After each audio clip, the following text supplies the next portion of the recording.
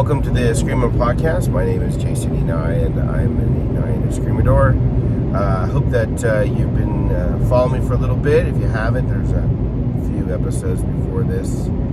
And if you're new, that's great. Welcome. Please like, comment, and share. It's October 5th, I believe. It's a Thursday. And we've been working pretty hard, Patrick and I, as we've changed our training regimen, which is real nice, to build out some new reactions and things like that. And I mention these things to friends and acquaintances and people that I happen to know just in my personal life. And whenever I meet someone new, maybe some of you experience this if you've been doing martial arts for a while, like, why do you do that? And especially if you're older, right? So, it's this, today it's very interesting. In the United States, for the most part now, when you think of martial arts, the average public, besides movies and things like that, they think of after-school activity for kids. This is something that where the kids, maybe do their black belt tests, and you're the uncle or the aunt or the a friend, or whether your child's best friend is going to the local dojo, invited to the belt test, or recent belt test. And that's actually kind of what happens recently when we did our black belt test at the school that I teach at now, Extreme Martial Arts and Fitness. And there's people coming, supporting the kids as they make their achievements. Parents are very excited to see their kids get their new belt. It was actually pretty exciting the other day. It seems, if you've been doing martial arts for a long time, it might not seem exciting, but it's still exciting to me. You see this young girl, she's like maybe, 11 or 12, comes into classes, hasn't done martial arts, not very athletically inclined either, awkward, but I've been watching her for the last 2 months maybe. She's practicing her falls, practicing her kicks and punches and things like that, and she went from white belt to gold belt, and she was ecstatic, excited, that freshness of achievement, and how new that is for someone, and how much that does for someone's self-esteem is pretty cool to watch and see. Give you, that more just a student kind of mentality if you've been doing martial arts for a long time. But they ask you, why do you do this? What's the benefits? And, over the years, the benefits for martial arts for me have been different. And I've talked to other people and their benefits. Self-defense is very commonly answered for a lot of people. The reality is that two things, right? Any system or art that's relevant in today's time, that's actually truly teaching self-defense, you'll achieve the ability to defend yourself against most people, maybe 6 months, maybe less, maybe a little bit more. Beyond that, the skills that you gain beyond that are less about your ability to defend yourself against the average attacker, and your ability to do more complex things in one of the most difficult of human experiences, which is under duress. When you're angry, when you're sad, when you're hungry, when you're tired, when you're surprised, you're required to be able to control your emotions to a degree, control your body, control your mind, control your breathing, in order for you to be able to easily defend yourself, right? So that's a very difficult task for anyone, right? And martial arts is about that, right? Initially, it's react. The problem, as I've said before, react is not a choice in most cases, and I much prefer you to respond, which is, going past that initial level, right? But before all of those things, right, is confidence that you can do it. Maybe a little bit of medicine for that imposter syndrome that people talk about, where you think you're not good enough to do something. Doing martial arts, you might say self-defense first, but as you move forward and you train, a lot of it is self-confidence, especially for kids, right? And so that's where we are. Like today, you think of martial arts as a thing for kids, but in the 1950s, 1960s, that's not the case. It wasn't a children's activity, not here in the United States, right? It was, hard work. It was, how should I say this? It was fitness and it was fighting, right?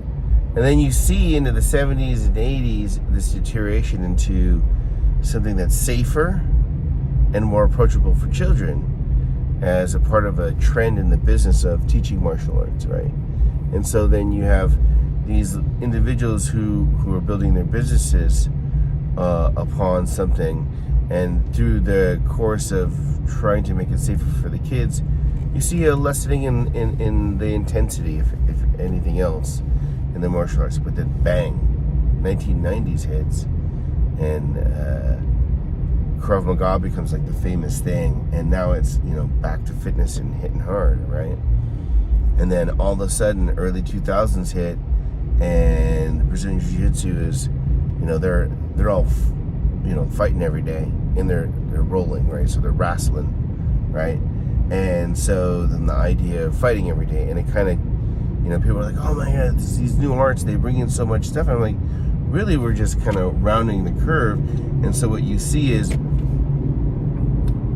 martial arts completing a circle of it being more of an adult activity a lot in these different arts, right? And people start seeing it that way. Martial art itself has never changed. It's just how we actually do it. And so our benefits, like in the 80s, 90s, and even now today with the children's martial arts, it's about life skills, right? I'm gonna teach your child self-defense, yeah, but self-esteem and confidence and discipline and maybe obedience or courtesy, right? Respectfulness. So the martial arts school for some becomes a surrogate for the family in teaching proper manners and behavior for kids and discipline, which is something that used to be the responsibility of parents, right? So, what do we get out of martial arts? Well, it depends, I guess, right? I mean, the other part of it is, when I think about this question, when people ask me why you keep doing it, right, is, what kind of martial art you're doing. If I'm doing the local, cardio boxing, kickboxing kind of thing, I'm just hanging out and trying to meet up with the local people. It's a social thing, which is really what martial arts, in my opinion, is not the first thing it should be. But a lot of people, they do gain community, which I think is a great thing. But usually the cardio people, it's fitness and booze. They're going to go out and hang out with each other and do that, and this is the thing that they do, and it's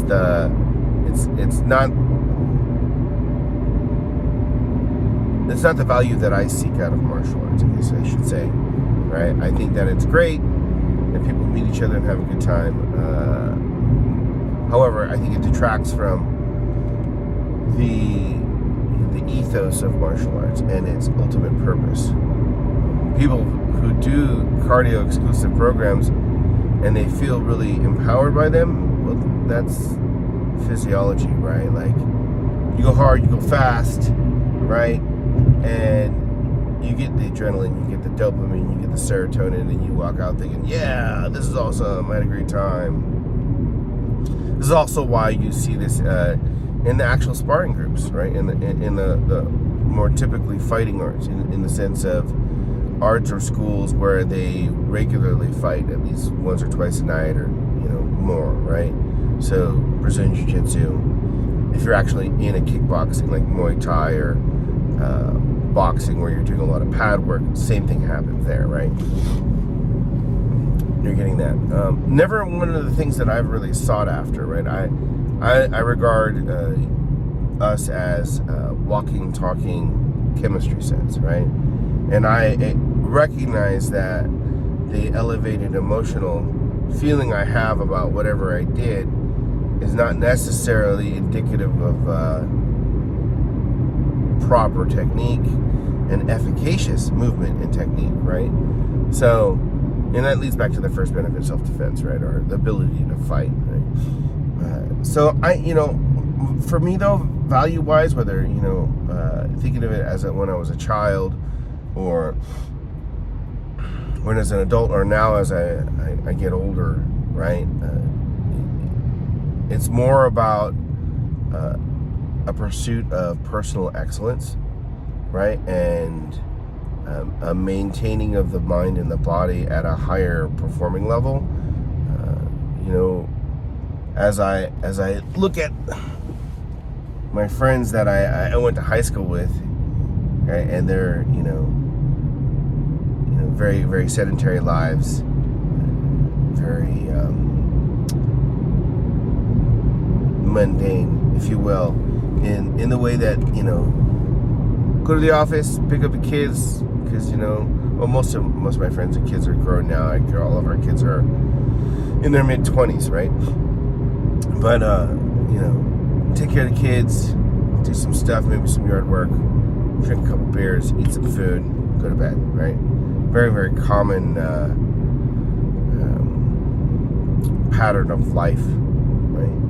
And that big benefit that I have is that's not my pattern. What do I get out of martial arts? My pattern for life, my daily schedule is different, right? It's one of thoughtfulness when I'm training, one of driving towards higher performance. Right? Last night we're doing double stick strikes, double stick combinations and defenses, and we're doing them at a higher intensity than we normally do. So, because that's a private lesson day, Wednesday, and I actually had, just before I had my lesson with Patrick, I had a guest student who was visiting from Singapore. So, we train on some fundamentals, and then, then Patrick comes in and we start actually working. And the purpose of the training is to bring our intensity up, bring our capability up, right? And so we're receiving, rapid attack, and we're turning rapid full contact targeting. Not very different than you would do pad work for boxing or kickboxing or something like that, but we're doing it for double stick. After that training, you definitely feel good about it. You elevate, but we critique and think about the things, and so there's this thoughtfulness that comes from that, and that's a different part of the pattern for the training that we do.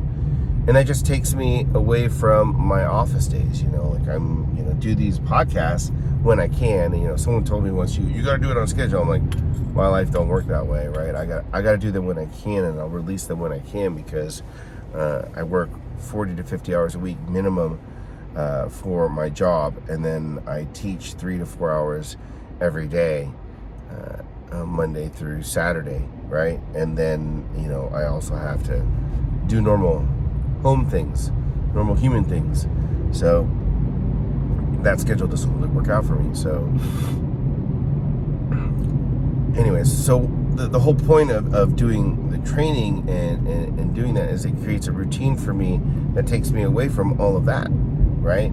So it takes me away from the concerns of, I gotta do some content, I need to do my newsletter, which I haven't done in like 2 months, right? And then I need to prepare for the next seminar or the next trip, and then I need to and then I also have to go to work and think about all the different contracts that I'm working on or projects I'm working on, right?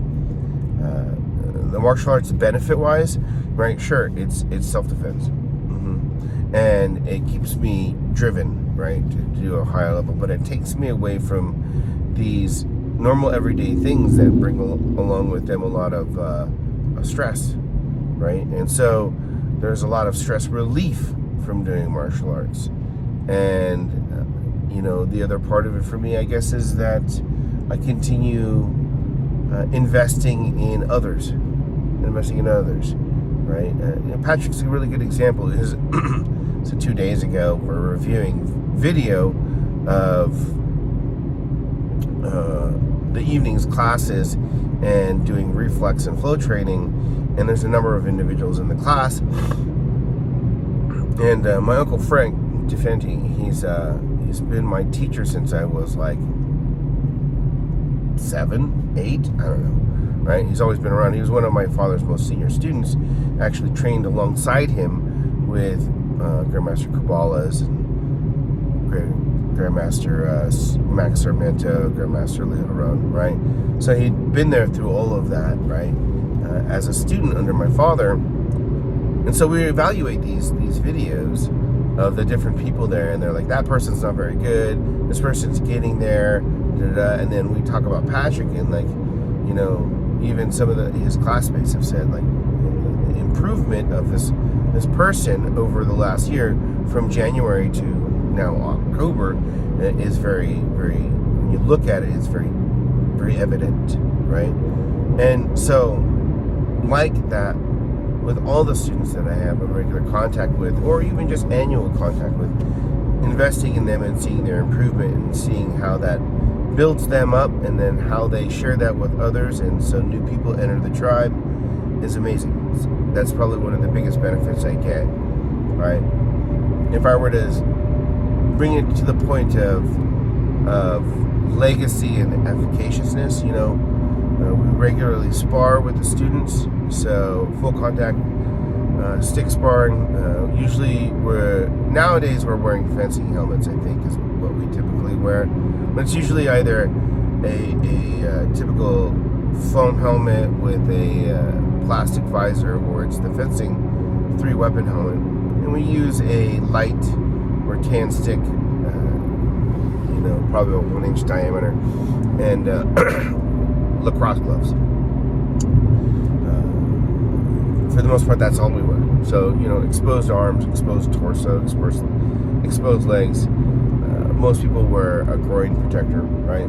But otherwise, you're really not protected. Just the things that easily break, or your eyes, things like that.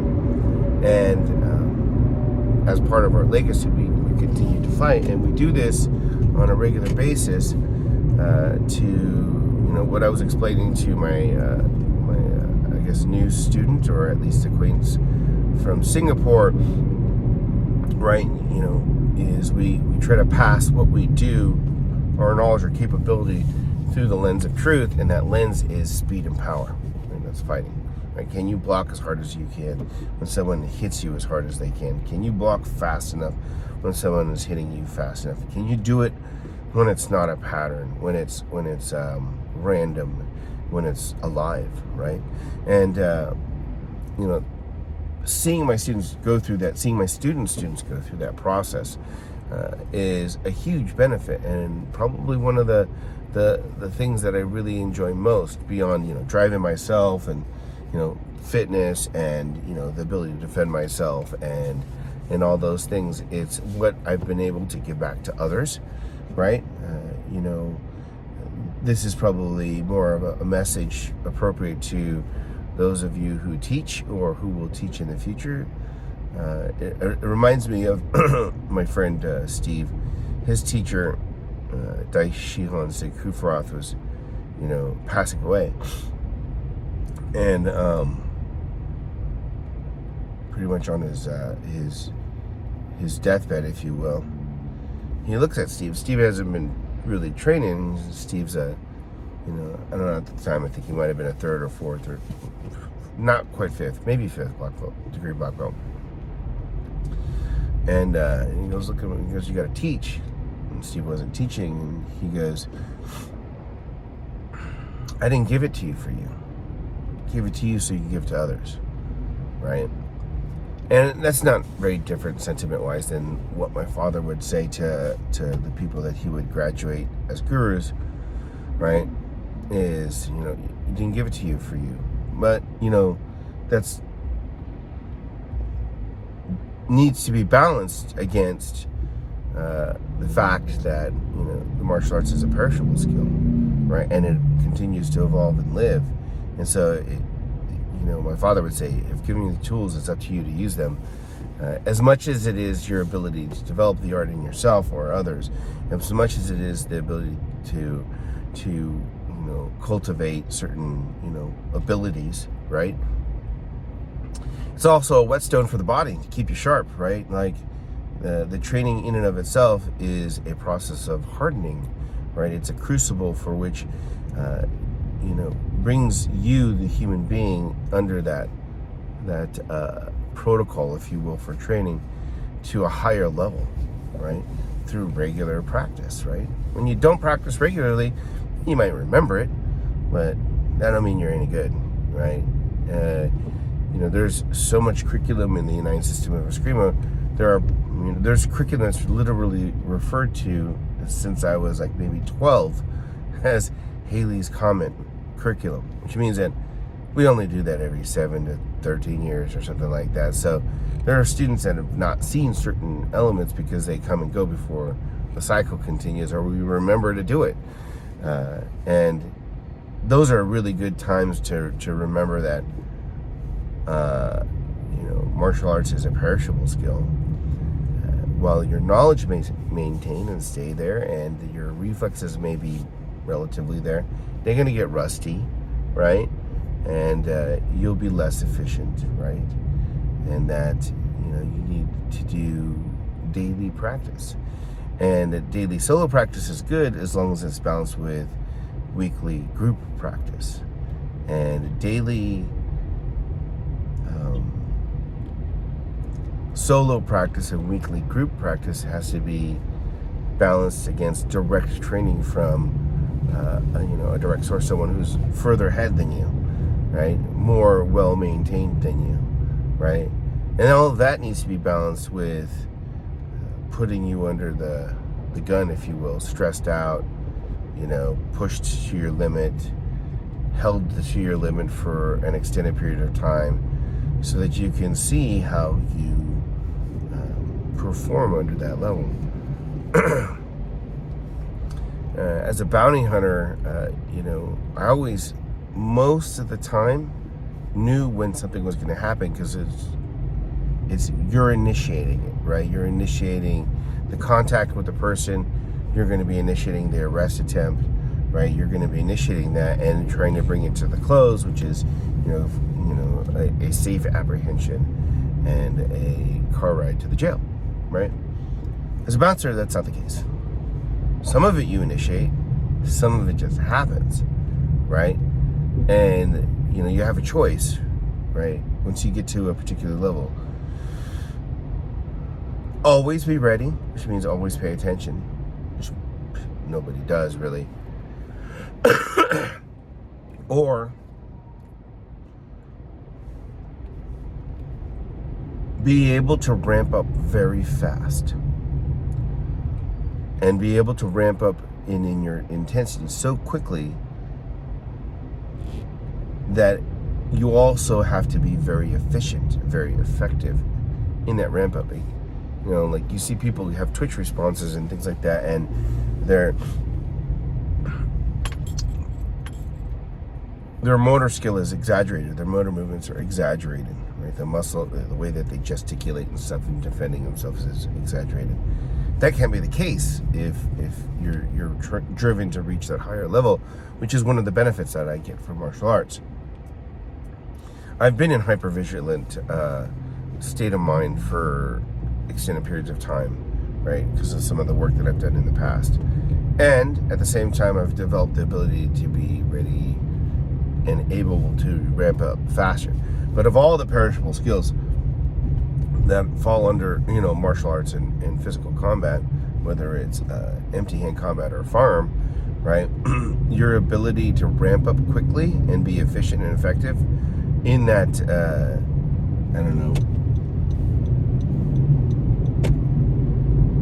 rapid increase in intensity, that capability is probably the most perishable. Like if you're not regularly practicing and developing yourself, it ain't gonna happen. Not the way you think it is.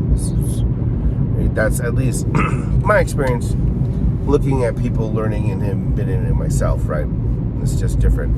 And that's, an interesting, value that I receive from training martial arts. And, I take for granted. I take actually a great deal of what I do for granted, according to my teacher, Dr. Waring, right? He goes, you don't realize this is very complex. And this is a person who's very intelligent, highly educated, and, comes to me, when he first came to learn from me, he'd already accomplished quite a bit in Kempo, the art that he had been training for years prior to,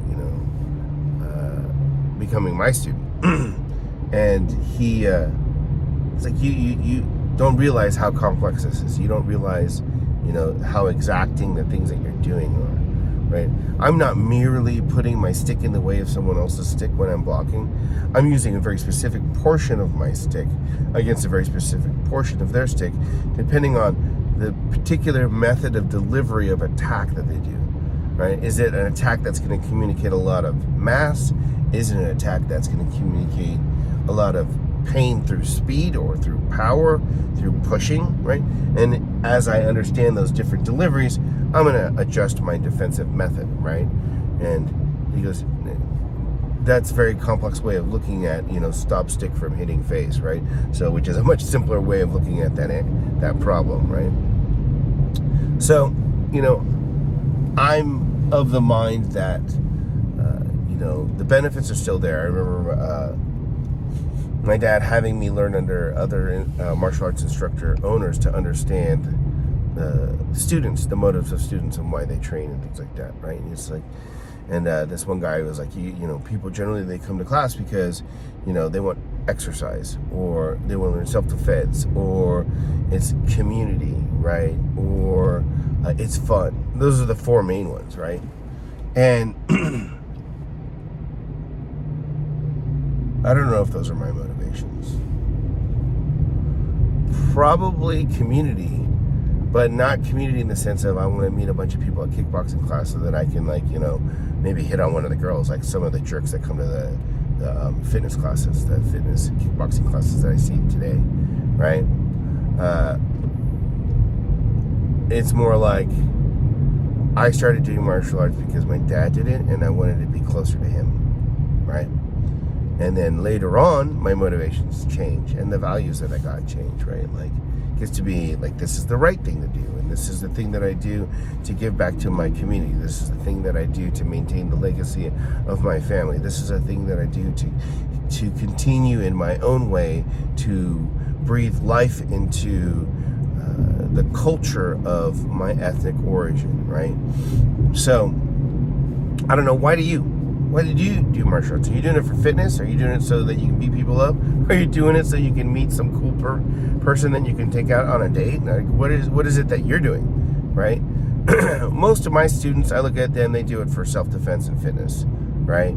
They do it because they want to do martial arts and they want to do something. In fact, at the school, right? Like, if people come to the school and they're like, I want to get fitness and I want to do this, they're directed towards kickboxing and boxing and maybe Muay Thai. Right? I want to spar. They're probably going to be pushed towards Muay Thai.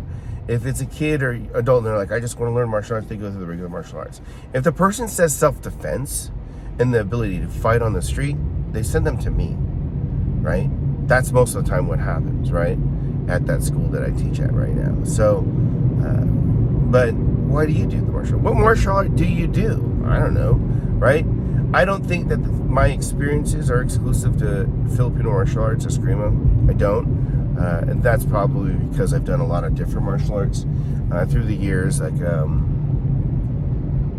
when I was little, my dad used to teach Ernie Reyes, Senior of West Coast. Karate, West Coast, Taekwondo, whatever the branding was at the time, right? And that, in extension, he's teaching Tony Thompson. He's teaching Sam Montgomery. These are all usually referred to with Kwanjanim, right? And all of those people, Kwanjanim, Ed Fong, and that's how Filipino martial arts really got spread in the Bay Area. And by and large, is either my dad was teaching them or my uncle Jimmy Takosa was teaching them. So, I grew up being exposed to that, and then later in years I was participating in training here and there every once in a while, or they'd be, like Quentin or True would come to class, or Ed Fong would come to class, right? And I get to learn how to specifically kick from these guys in terms of fundamentals. And then my father later on started to interact with Kempo people and Taekwondo people, and so you'd participate in their training. And so over the years, as far as a kick punch methodology, whether it be Kempo, Karate, or Taekwondo, we've been participating in that kind of stuff since the late 80s, mid 80s, right? And then interacting with the Danzanru Jiu-Jitsu community, the Kilohana Martial Arts Association, since the 95, 96, 97, somewhere there. I've participated in Japanese Jiu-Jitsu, so on and so on, right? Chinese martial arts exposure. So I've practiced those arts out of community and participation. None of the observations I made today, or have made in the past, or probably make in the future, are changed by those experiences. I think that the benefits that we get in any given martial art can be the same, right? But at the same time, it really depends on the art, right? Are you fighting with that art, or are you just doing forms, right? What the benefit is there for you in terms of efficacy and things like that. But there's value in every one of them, and every one of them is combat viable. It's not that they're not necessarily taught that way, right? They're not taught. It's like I've said before, your art is viable within the criteria that it's designed for, right? So, make sure your art's designed for the right thing for you. Maybe you do just want to do kick, punch, and push-ups and squats and things that in front of a heavy bag, and listen to loud music and go out. I suppose that's okay. Certainly not for me, right? But martial arts is for everyone, right? I'll see you on the training floor.